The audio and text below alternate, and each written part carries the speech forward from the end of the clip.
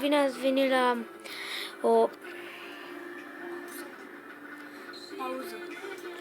și bine v-am regăsit, stai că pun puțină și bine v-am regăsit la un episod de Minecraft. Nu.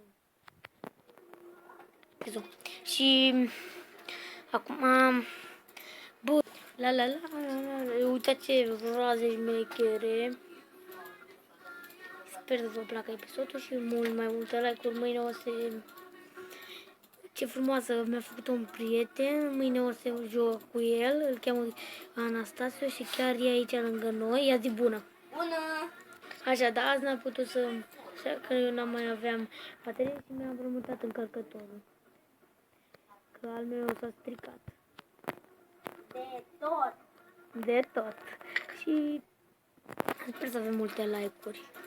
Abonați! Dar nu dislike. Vă promit. Bă, o să joc și pe Xbox, că mă știți, eu sunt Herobrine. Am fost. Când tu nu mi-a luat loc.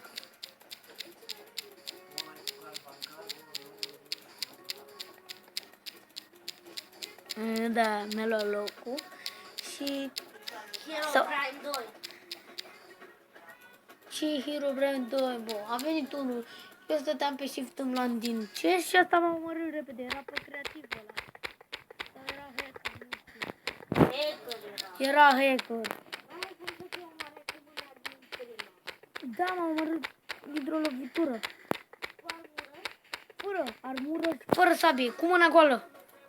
Tu Și aveai aveam- armură de toate? Aveam armură la 100 și sabie la 100.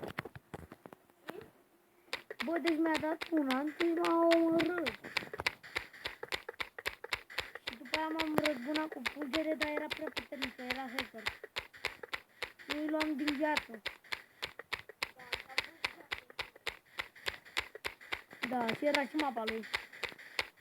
Am intrat ca să șterg Minecraft-ul și până la urmă am șters. Am șters că eu am fost Herobrine. I-am șters și i-am blocat. Am apărut acolo, l-am omorât deodată. Trebuia de 2 ori. După am mai venit, l-am omorât, l-am venit, până el și-a băgat hack de viață. Mă, du-te și tu. De ce să mor ca prost? Asta a fost dintr-o înducerea și la revedere. Pa, pa.